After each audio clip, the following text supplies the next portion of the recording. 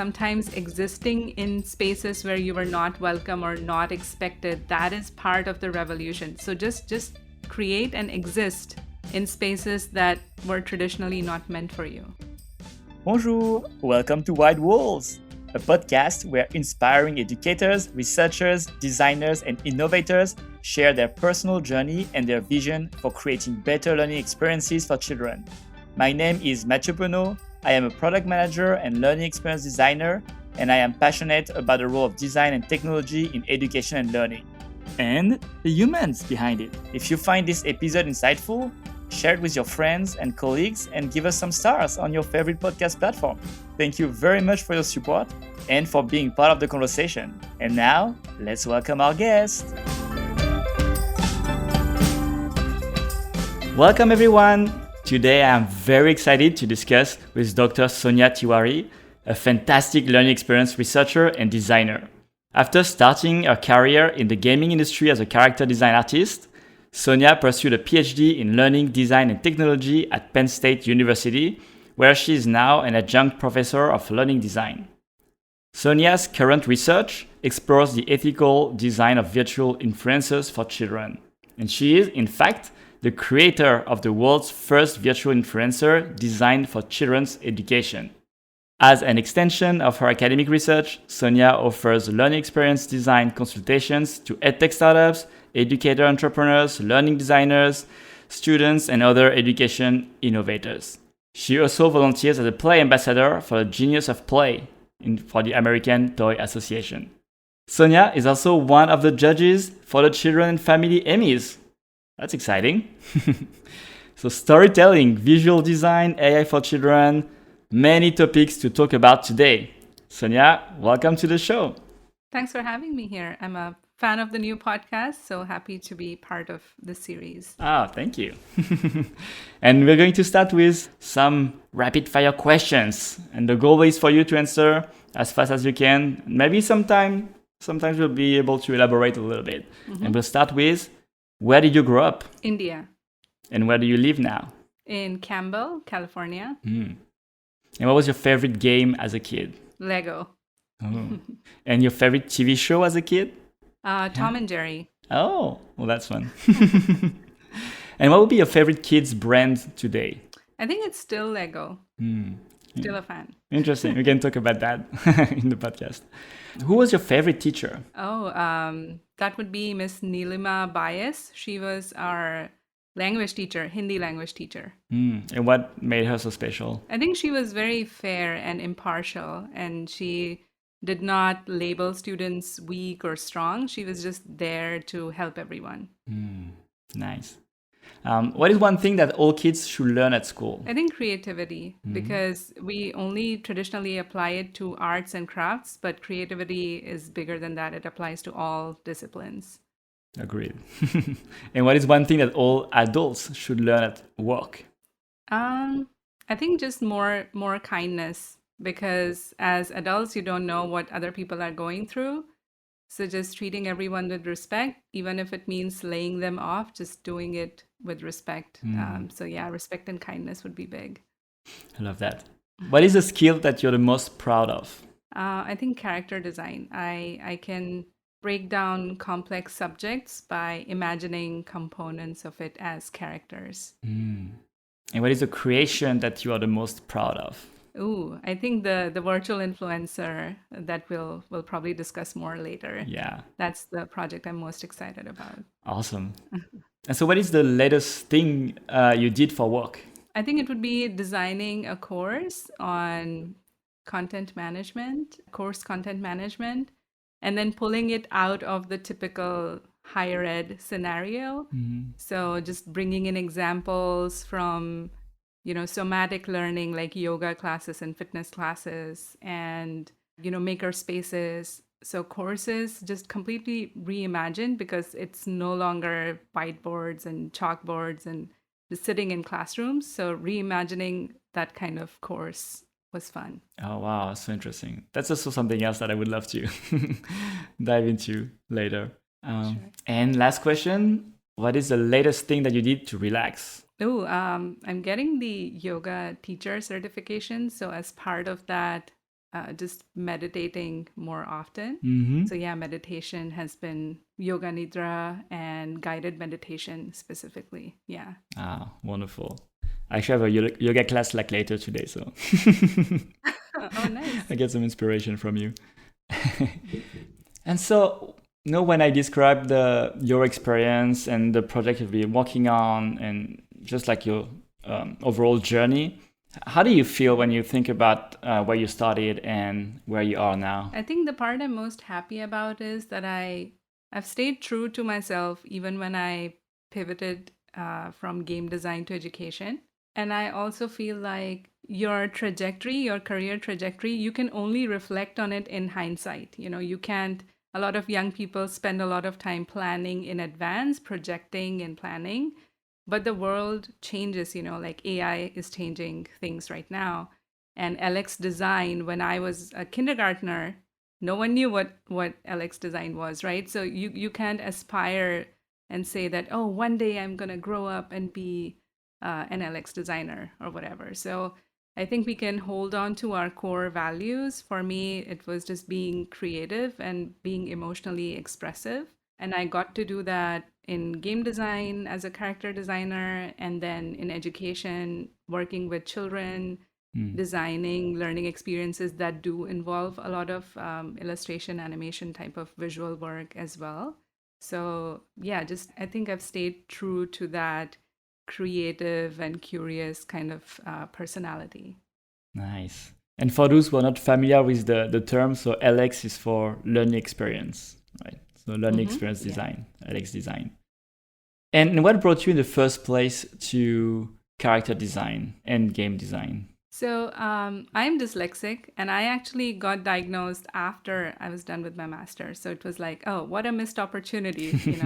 But through that diagnosis, I did reflect and understand some things from my past, which is I always used to avoid big chunks of text because it took me a lot more time to process text. So I used to, as I was mentioning earlier, break down any complex idea and imagine it as characters. So if it's like a chemistry course and you're talking about carbon as an element, it's one of the friendliest elements. It reacts with many other elements. So I used to imagine carbon as this like small, like black friendly dog who is just like, everyone's favorite. And so that really helped me break down this otherwise complex and scary subject of chemistry. Or it could be about the solar system, so each planet as a character. So it was just a very natural thing that I did for myself to process complex topics. And so in high school, I had some really wonderful teachers, one of whom I mentioned earlier. Even though she was like my Hindi teacher, she did notice my art and she encouraged me to kind of pursue that full time. So I went to film school actually for my undergrad. So storytelling with characters and film school just felt like a good idea. And my sister was also in film school, so she kind of inspired me. And then I kind of felt like live action was limiting because, only imagining humans as characters was kind of boring for me. So I was like, okay, I need to switch to a medium which offers more imagination. And then I moved to animation. And just being in the Bay Area, I think I never identified as a gamer growing up. I did play some games, but I was never a hardcore gamer. But just being in the Bay Area, I think there were more opportunities for design in the gaming industry than in the feature film industry, which is more prominent in LA. So just geographically being in the Bay Area then drew me to the gaming industry.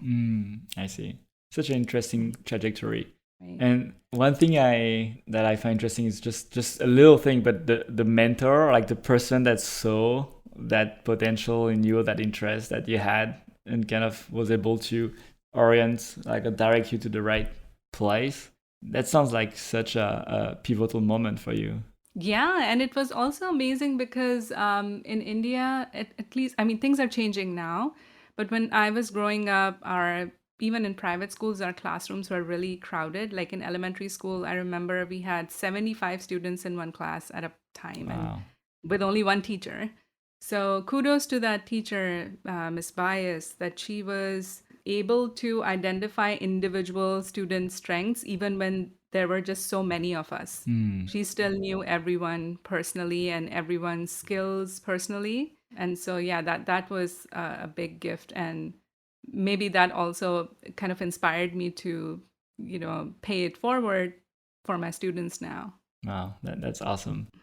And so storytelling is something that's very important for you and something that you use all the time in your approach of learning design. And I would love to hear more from you about what the role of storytelling is in children's learning. Yeah, I think storytelling is very natural to all humans, especially younger children. They are exposed to stories more overtly than grown-ups are. And so because it's such a natural thing, overlapping it with educational goals, it has also been a very age-old thing to do, right? Like even in cave paintings, there has been a story with a lesson, so there's some educational value there. And then, with PBS Kids and Sesame Street, they've been doing this for a long time, combining learning goals with stories. So, yeah, it's been around a while. And then the world of children's books, children's literature, they have explored even before it was called instructional design or learning design, right? They have been doing it for a while. So I think that is why it's important because it's so natural, it's so engaging. It's you're really drawn to the plot structure because you introduce a character, something you make people fall in love with that character. Now that character has a conflict and you're invested emotionally that, oh, I wonder what's going to happen next. Versus if it's just like a plain delivery of content that here, chapter 1, now turn the page. It's just boring. So it's just a very natural way to learn for everyone. Yeah.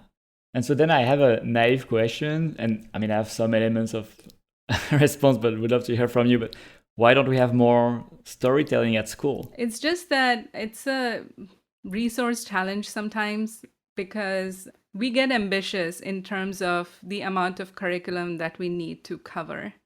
And to transform each lesson into a story, the amount of time and effort it would take, a lot of, especially in the public school system, there's not enough time and resources available to these hardworking teachers to, take the time and redesign every single lesson.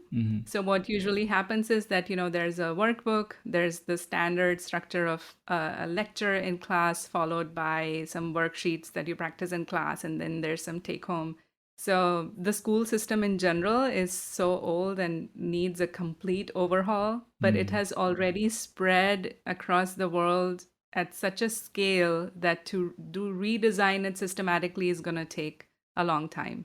But the good news is that at least in the toys, games, and children's media industry, there's always respect for storytelling in education. And so at least these industries are kind of pushing for more educational content that involves storytelling. And do you have some examples of specific concepts that are particularly hard to teach that you've come across and that came through so much better through storytelling for children? I mean, you shared the example of chemistry in your case, which is such a great example. I wonder if you have some other example like that to kind of understand well like what storytelling can encompass. Yeah, I'll give shout out to my friend Colleen Keeley. She's the Dr. Colleen Keeley. She's the CEO of Kids Chemical Solutions. She actually won an Emmy last year, and she just redesigned chemistry as molecular literacy. So it's not just a subject; it's a form of literacy, a way of understanding chemistry in the world around us, and it's all characters. So she collaborated with some artists, and they transformed all the elements of the periodic tables into characters, and they interact with each other, and then they have some videos and then some workbooks and some illustrated note cards and memory devices. And she posts videos on LinkedIn about how kids are just so excited and so fluent in chemistry. It's like a language for them now. I actually got those books for myself now because I'm curious that, oh my God, I can't imagine being so fluent in chemistry. So that's definitely one example. And then one example from my own work is from a microbiology course at Penn State. It was the Introduction to Microbial History of the Earth. So traditionally, it's a very serious, heavy topic that, 5 billion years worth of microbial history. And for a big chunk of time, there was nothing happening, there were no living beings. It was only at the very end of those 5 billion years that suddenly a lot of changes happen. And so there are TV shows like Cosmos, which go through the history of the Earth in a very visually stunning way. But this was a microbiology course, so we needed to contextualize it for students. And at the same time, there was a microbiology lesson for middle schoolers at a local public school, and that teacher reached out to me as well. And so I had this unique challenge that, okay, I need to design something for the microbial history of Earth that works for undergraduates, freshmen, and then also middle schoolers. And so my natural way of breaking it down is through characters. So I designed a microbe character and then created this game in Unity with the help of an engineer called Microbe's Journey. And you could just watch the little microbe character walk through like a visual history of the earth. So, Wow. volcanoes erupting or, fishes evolving into different forms of more complex creatures and then humans and all of that just through animated characters and game. So yeah, Mm. those are two examples. Yeah, that's so cool. And I could see that, like, I mean, it was used by teachers at school. Yeah, yeah. So the middle school kids used it as well, and the freshmen used it as well. I was nervous because it was, very cute cartoon character with googly eyes, and I was like, I hope the undergrads won't, find it too juvenile. But they enjoyed it as well. They found it was funny, and, the middle schoolers found it was funny as well.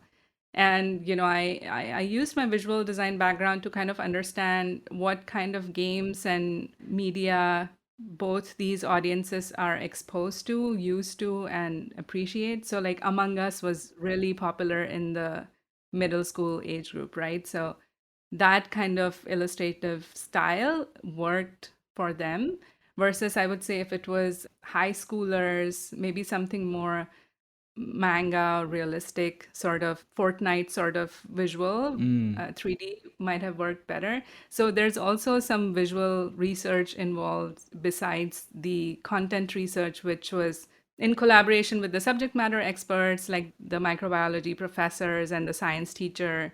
So they are the experts of the content, and then the engineer, an expert of the how to resolve the UX issues, where the game would be hosted, those kind of technical details, and then I was bringing in the visual design and the learning design perspectives. Awesome. Definitely like a team teamwork for sure. Mhm. And how do you make a character engaging? Oh, that's such a challenging question. But I think a character is nothing on its own. It's the context which makes it engaging. Mm. So, sure, there are like some visual design principles in terms of using complementary colors and varying the proportions and picking a visual style that's relevant to the audience. So there are the design aspects, but then what makes you love a character is the story that they are part of. Like there's this children's book called Fletcher and the Falling Leaves, and there's this baby fox who doesn't understand what fall season is, and he just gets sad that all the trees are losing their leaves, and he kind of climbs on a tree and holds on to the last leaf so it wouldn't fall. And then eventually he learns that, oh, it's supposed to happen. And so that moment of that fox climbing on the tree and holding on to the last leaf, that is what makes you fall in love with the character. So is their mannerism, what they experience in the story, how they respond to it. Those are the details that make a character appealing. Mm. Is the goal to like have some form of emotional response to it? Does it help or is it not necessary, I'll say? It helps for sure. Like if you, it's like a very Shakespearean thing to do, right? To make some people fall in love with the character and then just kill it. That's like the biggest emotional response. So that's a trope in storytelling for sure. But yeah, I think emotional response is important because that's how we remember things. Whatever is your, like, let me ask you a question. What's your earliest memory as a child? Whew, I think I think it's in preschool, like after school. Usually we would have some bread and chocolate, and I loved Hmm. it.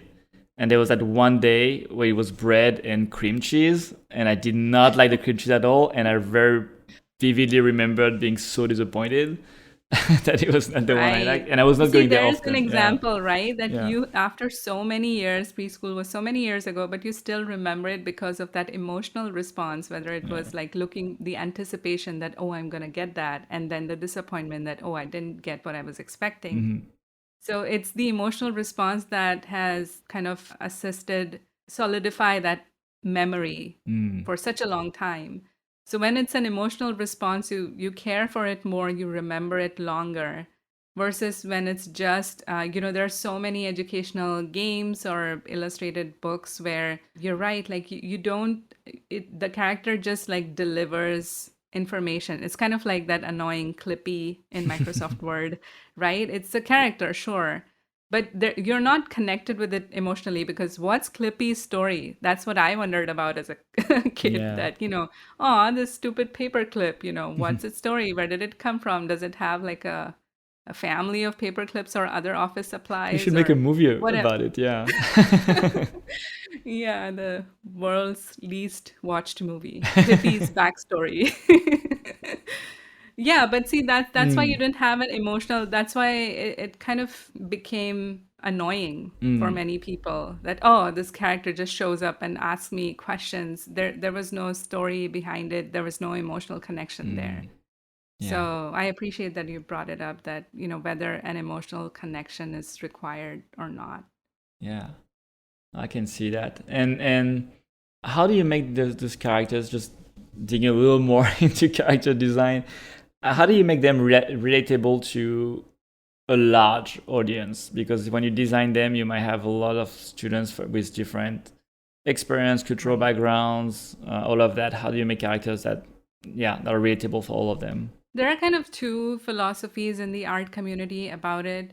One is that we don't design for the audience. We it comes from the artist. So if the emotion of the artist while creating it is existing in the character, then people will relate to it.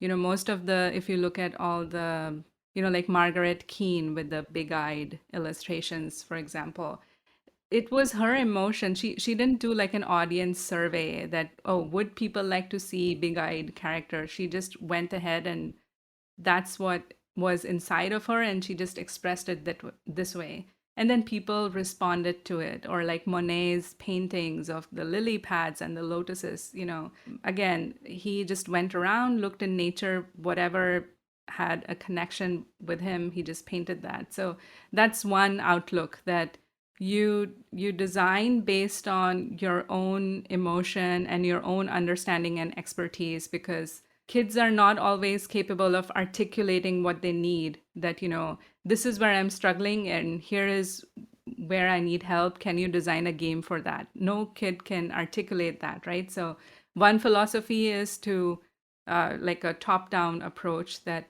it comes from the designer, it comes from the creator.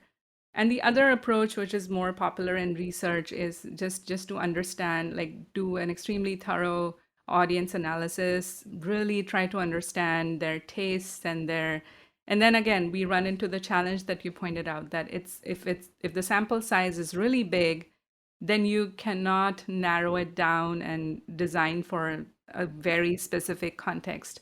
So I would say PBS Kids' approach to this, I really love that they do have a research division and they do understand their audience broadly. But then they design sort of universally appealing abstract characters like in Sesame Street. You can't tell their race or ethnicity, their it's an imaginary world, and anyone with any background or skin color can relate with them. So that's been a popular approach in children's media, to design in a delightfully vague and abstract way. Oh, I love that. Delightfully vague. That's so nice. And actually, it's a good segue talking about Sesame Workshop or PBS Kids. So when it comes to a kid's brand or let's say an educational brand, and you want to create a visual design language for them, what angles do you take? What are some of the constraints in building it for, like, now it's not just a subject or a show, it's actually like a brand direction. How do you make it in a way that it resonates with, then it has to resonate with kids, but it has to resonate with others, like stakeholders like parents or maybe teachers or everyone involved. How do you approach that? Yeah, I think in that case, the audience analysis definitely like helps. Again, like visual design language, it just evolves with the time. If you look at the history of art movements, there were these perfect oil paintings, and then here comes cubism and, modern art, which is completely, it was kind of a mockery of the perfect oil painting and a rebellion in a sense, right? So it changes with time. Right now, you see very minimal, simplistic kind of designs like the owl in Duolingo. Those kind of really iconic, I mean, iconic in the sense like icon-like designs are more popular because it's a very, we are fighting for attention of people, right? So earlier, if you go to school, you don't have a choice. It's going to be the same teacher, whether you like them or not. But when you're learning on your own, like if you are choosing an app, then all the products are competing for your attention. And so then design becomes one of the major factors in just getting people's attention. It's kind of like if I can give like a little bit different example, it's kind of like Lady Gaga, for instance. She's a fabulous singer, but then she also dresses provocatively to kind of command attention. Once she has the attention, then she also delivers the singing. And so like a very, that's a very like different example, but if we contextualize it to learning design, it's, you might have an amazing singing voice and you might have an amazing course, but if it's so poorly designed, no one's going to sit around and read it or go through it, right? So it has to be form and function, good design and great content. Some people mistake that, oh, if we are discussing visual design, then we are selling out, and we are not focusing on the actual learning, the true learning. And I think it's a very silly debate because it's not either or, it's and. You design very helpful content, which is also beautiful and engaging and actually captures the attention of people. And then if you look at children, they are exposed to beautiful illustrations and animations and other visually stunning forms everywhere else. So if they switch on the TV, there's beautiful shows. If they pick up a children's book, it's amazingly illustrated. But then they open their academic workbook and it's like clip art from the 90s, or Yeah. it's really poorly designed. So even at a young age, children have developed a high sensibility towards good design. And we need to remember that context that, education is just one part of their life. They are exposed to good design in other areas of their life. So why should we compromise there? Yeah, that makes sense.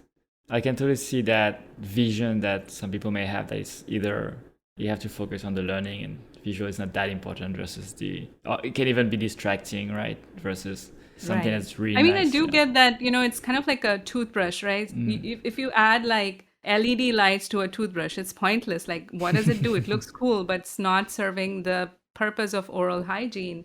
Versus it's like a very sleek designed bamboo toothbrush whose form is perfect to reach all parts of your teeth.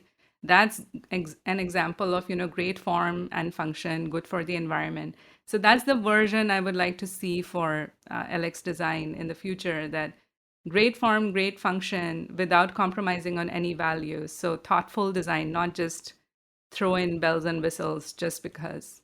Yeah, it's not just visual for visual, but visual for the purpose of engaging the children in the learning experience. For sure. Oh, I love that. And so you were talking about how you see these designs evolve. How do you see also even like learning experiences themselves like evolve in the, I don't know, like since you've been working in that field? And maybe it's kind of a large question, but maybe there's like some like main themes that you see, or main trends that you see kind of appear, grow versus others that tends to disappear. I think when I mentioned earlier that we are competing for people's attention right now, so there's definitely this trend of being sort of like holistic, which is a great thing. Like I'm not saying it in a negative way, that because when the market is full of so many edtech products and companies and services, then everyone is striving to be their best and offer the best value. So it's a healthy competition, I would say, that, different very similar apps trying to one up each other by improving their UX or adding some special features, or being able to say that it's backed by our internal research team comprising of really strong background people. So yeah, I think the healthy competition is nice. In the last 2-3 years, there's just been an explosion of so many tech companies, and since March of 2023, after the AI explosion, again, like we are just competing with so many similar products. The downside is that it's not enough of a difference to launch a completely new product. I see sometimes it's like overwhelmed by teachers are overwhelmed by the choices that are offered to them, that, oh, why don't you use this for that? Why don't, if you are trying to, make copies of children's artwork, or if you want to enable their creativity, why don't you have them use this tool or that tool? So they're just being bombarded with recommendations of different tools and technologies that they can use. So there's, this yin and yang of what needs to happen, finding that fine balance that have new ideas and innovation without overwhelming yourself. Yeah. And how would what would you recommend to educators who are, as you said, bombarded by all these apps that they can use, and want to choose the right one, the one that's going to be the most learning outcome, or that is the most appropriate for their students? Where can they look for resources, or what can they do to choose? I think it helps to think in reverse. So instead of looking at, oh, here's a new shiny tool, how can I use that in my class? Instead of that, it would help to think in the reverse and make a list of, these are the places where I need help, especially things that can be automated, where the teacher doesn't have to individually contribute too much. So what are the kind of problems that can be solved by simple automation? And then look for tools that do that. So that already gets rid of a lot of extra noise and bells and whistles. It takes you straight to the solution that works for you. Got it. Is there some place where they can evaluate? So if you have like the option between 2, 3, 4, different apps or solution, and they want to choose the right one, how can they kind of assess the quality of them? Unfortunately, there's no like one. I mean, that kind of resource would be great, like one website that has like the reviews and comparisons of everything. But in general, like Common Sense Media has a library of reviews from, well-educated folks who have a lot of industry experience. So I like to look at their reviews, especially if it's like a new game or new technology. Sometimes I find really helpful reviews there. And they are not purchased or fake. They go through a very thorough review. So I trust them. Awesome. Well, that's a great advice. And so you mentioned AI, and so I really want to start talking about the research that you're doing right now. And my first question is, what is a virtual influencer for children's education? Right. So traditionally, virtual influencers, like in the last 10 years, they are illustrated animated characters that live on social media in first person. So I don't know, blanking out on an example. But all of these insurance companies have a lizard or an emu, those kind of brand Mhm. ambassadors. So they were kind of like the older version of virtual influencers, that they are characters that represent a brand. Now, in the modern sense, most virtual influencers have their accounts on Instagram and TikTok, and they would post videos and images as if they have a life, uh, as if they are a real person. Mm. And so, for example, Michaela is one of the most famous virtual influencers, and she's like a CGI character, looks hyper realistic. Michaela Souza, she has been featured in music videos, in perfume advertisements. She has brand collaborations with cosmetic companies and handbags. And so she's selling stuff like a typical influencer on Instagram, except there's a whole studio behind her. She's not like a real person. Mm. So traditionally, virtual influencers were used for peddling products to teenagers, especially girls, because it's like these perfect looking CGI characters. And it's kind of dangerous, right? It's detrimental because teenagers who are already so anxious about being perfect and showing up in the world as really successful and young and beautiful, they're already under a lot of pressure. And so there are these virtual influencers like selling them more things or projecting a fake life. And even when they know that this is all fake, it's still aspirational that, oh, I wish my life was like this, right? Mm.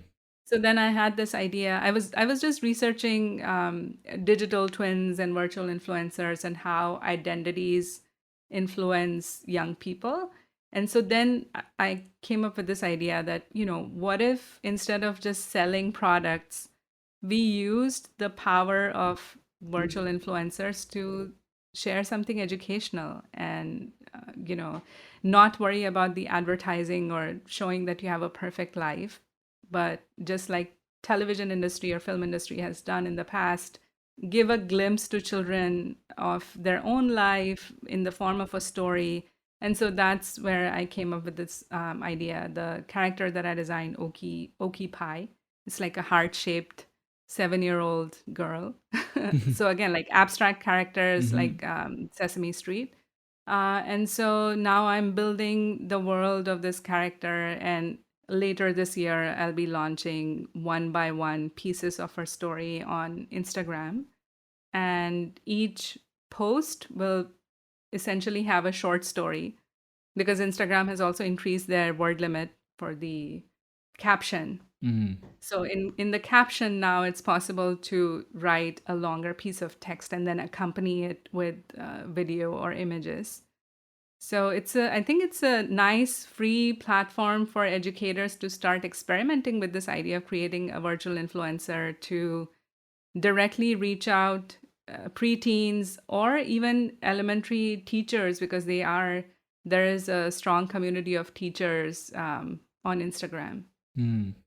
Got it. And so, I mean, obviously, yeah, the first feeling we have when we read like influencer is because there's so much, baggage in under like this term. Right. Did you choose this word on purpose, or did you think of like maybe I should use another word that is not that does not have that sort of negative connotation? Is that a intentional Yeah, I choice? thought about it. So there's another term floating around like play ambassador, or yeah, play ambassador is a pretty accepted term because the American Toy Association hires people with that title, and they are essentially professionals who care about children, and they would post on social media about how play can be helpful. So I did think about that. But virtual influencers are, I think it was my way of revolting in this Mm. space because, sometimes a silent revolution is just existing in a space that was not designed for you. that's a form of revolution, right? So I wanted to exist in the same space as traditional influencers do, but then question the notion that, hey, the idea was that you are using your influence for something. Some of you are using your influence to sell products and make a living, but there are influencers, like human influencers, who are using their connections for social good, right? There are many creators on YouTube.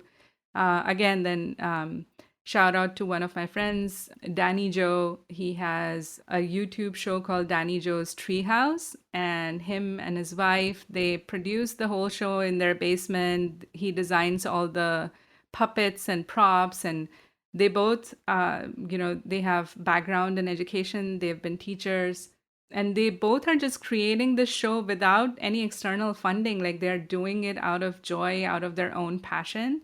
And they are influencers. They have like thousands of followers on YouTube, but they are not selling anything, and they are not using their influence for something evil. So human good influencers exist. So why not, an animated virtual influencer who is also using their network for something good? Yeah, no, that's so interesting. Almost like reappropriating that term of influence, but for the good. Yeah. Yeah, and what kind of like learning? I'm just trying to like picture, like how the learning experience itself like would look like. So is there like some like short stories, but is there like some like topic or subject that you are like most interested in looking into with that form of learning experience? Or is it you looking at like all kind of subject and eventually it could apply to anything? Yeah, I'm starting small. So initially the goal is, at least with Oki, is to write these short stories using the design thinking framework. So it's not very apparent that, oh, now we are in the empathizing phase. Hey kids, So it's not directly labeling out the framework, but it's underlying in the story. So for example, there's like a donut character who can roll while all the other characters can walk. And so there's like a fair in Makerville, her world. And so it's inaccessible to this donut character because, he can't walk. So a lot of the rides and stuff are just physically inaccessible. And so then Oki and her friends, they design all these ramps and stairs and just redesign the entire fair so it's more accessible to other characters who have other ways of walking and moving. So that's one example. So it's like the design thinking framework underneath that, identify the problem, then brainstorm some solutions, then prototype it, and then actually build it and test it out. But you see it in the form of a story. So the idea is that with each image, there's a story that goes with it, which inspires design thinking. And then Instagram also has other features, like now they allow long form videos and live. Instagram Live is pretty powerful. So Adobe Character Animator has this feature where you can have a character puppet talk live to an audience. So there's another way for the virtual influencer to, interact with children live. And so, yeah, there are some affordances in social media which other platforms don't offer. And so I would like to test it out with this one small thing that, okay, let's see if design thinking in the form of story and on a platform like Instagram, does it go well? If it does, then of course, you can apply the same kind of model to other things. And how are you going to measure or evaluate the impact? Because I'm thinking I'm not sure like how much control we have like on social media in terms of monitoring or understanding like what's happening once the children, the users see the video or the stories. So how are you going to evaluate that? Yeah, so there are some metrics, like if you have an Instagram business account, they give you access to more analytics, like the demographic, age group, and so some of that is there. Then there are third-party applications like Plixie, which allow you to target your content to certain audiences. So like I would like to reach out to public school teachers, and they use certain hashtags. So you can use these third-party services to kind of not buy followers, but reach out to the most relevant ones. So, because getting discovered, especially as an educator who is not backed by a big studio with big marketing budget. So, there are services like Plixie that allow you to reach out to those people. So, one is the analytics that's just afforded by the platform. Other thing are just the conversations that happen in Instagram Messenger and through the comments or during the live event. So that's a very straightforward way to get firsthand feedback from educators. And another part of the research is to just do school visits where using Adobe Character Animator, again, like using the puppet to talk to kids so it looks like a live character. And then just in the traditional sense, qualitatively record their reactions, talk to them about their experience. So this firsthand interviews and collecting data from small groups, could be focus groups, could be interviews. So yeah, I think my first phase is to just roll out the content on Instagram and see the response there, and then slowly take it to school visits. I also have actually a puppet. I'll add it to the show notes if anyone wants to see it. But I also created a puppet, like a actual Sesame Street type of puppet for the same character. So there's a bunch of research on parasocial effects that characters can have.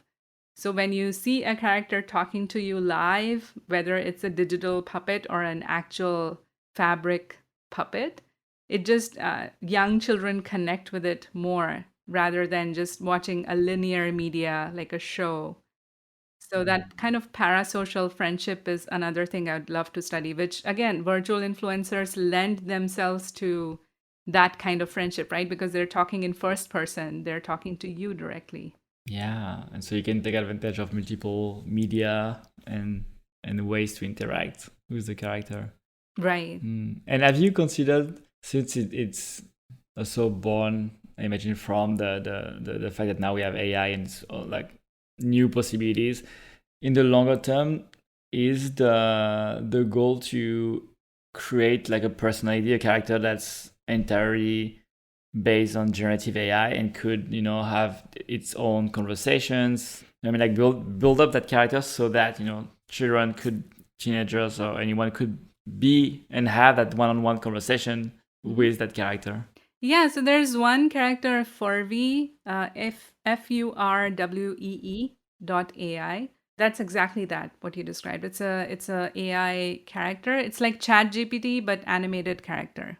So children can have conversations. And I spoke to their CEO, Scott Owenby, and he was describing how they do have a team of educators who kind of train their AI on some local content, which is curated by educators. So it's not just randomly pulling something from the dark web. It's all the content is very ethically curated. So it is there. That technology is there. I'm unfortunately like a solo designer, so I don't have the means and resources to create something like Furby. So this is, I guess, the low budget version of using Adobe Character Animate to and like a digital puppet and AI generated voiceover to put together the illusion of a living being.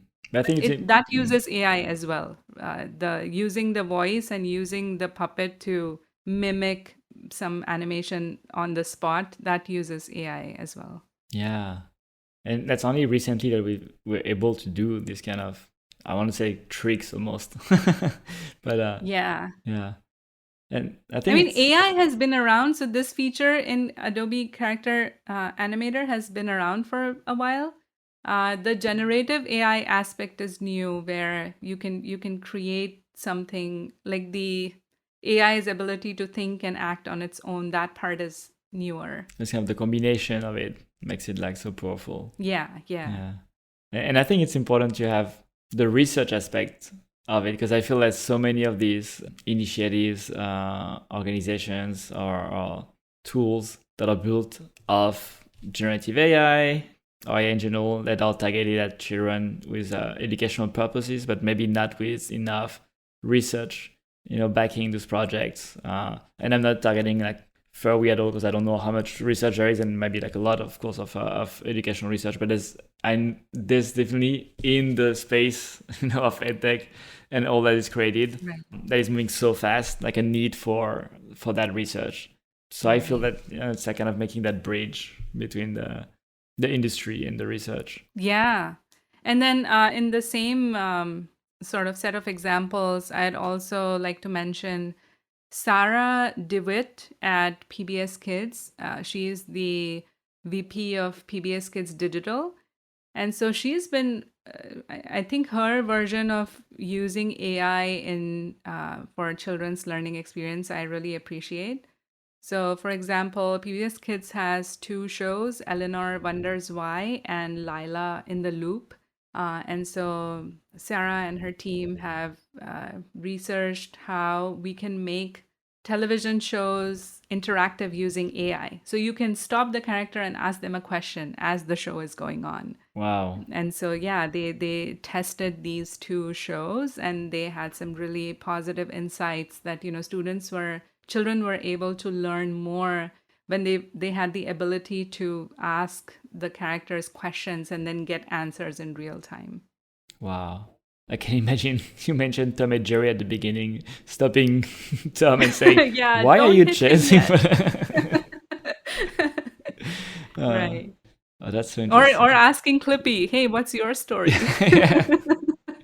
Where do you come from? Yeah. Oh, that opens so many, like it makes my brain just like run in so many directions. uh, Right. But again, like with the PBS Kids example, they also limited the data that their AI was trained on. It's mm, all educator vetted content, and they follow the next generation science standards, the NGSS. And then they also have a science learning advisory board. So everyone signs off on the content. And so it's not like you can stop Eleanor and ask some random question and she'll, mm, respond something harmful. That's not going to happen because it's in a very controlled environment. And that's what I appreciate about Furby or PBS Kids. And then there's also Readyland. Joshua Garrett, he's the CEO and the chief creative officer. And even they have designed like a set of children's books and then a toy, and they kind of work in combination. So as the child is reading the book, if they have a question, they can ask this toy, but it only works in combination. So I like this idea of limiting AI to only curated information. That mm. makes it safe and ethical for kids. Yeah, totally. Yeah, and I like the idea of that cross media, not only just cross media as like the possibility to interact differently, but also at the same time, so having that read the book and the character on the side, and maybe like a voice, like on voice only kind of device that could also maybe provide Hmm. uh, some information. That's yeah. I've always dreamed of because I worked a lot in hands-on learning experiences and doing a lot of workshops with kids, and dreamed of having a facilitator that would be just like a voice facilitator that would be able to guide the kids through the experience, and asking all the right questions to have them help them explore. And Yeah, so like this yeah. AI pin that's coming out soon, it's the same idea. Like it's a pin that you can attach to your clothing, and as you walk around, you can converse with it and it will give you real-time data. And I've been like, as soon as it rolls out, I'm gonna try to get my hands on one of those devices and experiment that Mm, can I launch a custom design GPT there and train it to assist someone in a makerspace that, oh, I see two 3D printers over there. Would you like to try this or would you like to do that? A low-tech version of that, I designed an AI tool on PlayLab. So if you enter your grade level, your interests, and a list of materials that you have access to, just input these three things, and it will give you a bunch of ideas that you can make. And it's been used in some of the local public school districts, and they find it really helpful because sometimes teachers go on Pinterest and find these amazing craft ideas, but then when they come back to the classroom, they realize that, oh, we don't have 8 plastic bottles, which are this specific shape. It's really difficult to follow along the ideas that you find online. So I like this reverse brainstorming that, okay, tell us what you have. What are your interests? And just based on that, we can tell you what can be done. Yeah, I love that.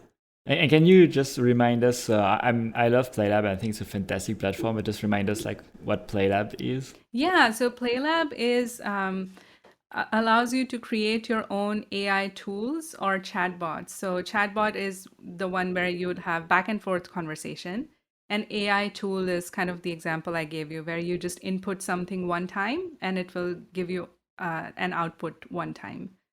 So it allows you to customize these tools, and it's similar to the custom GPTs that people have been sharing on social media. But for that, you need ChatGPT Plus subscription versus PlayLab is free for educators. So if you are, an educator, and you can get free access to the same idea. Yeah. You can create your own tools. Yeah. Yeah. And if you don't know what to create, if you go on the platform, you'll have like a lot of examples that you can play with. Yeah, there are examples, there are tutorials. And if you are in the Bay Area and sometimes in New York too, I think they've done a bunch of hackathons where they invite educators, put them in teams and let them just create something on the spot. And they are there to help you troubleshoot if you need any help. That's awesome. Great. Is there anything else that like about your research that you would like to share that you feel that, we should know and we should be prepared for? I think it's just this, there's this big divide. So right now I'm working on a publication for International Journal of AI in Education. And for that, I reached out to some really big like producers, directors, showrunners at all the big networks. And I asked them, how are you using AI now? And how do you envision the future?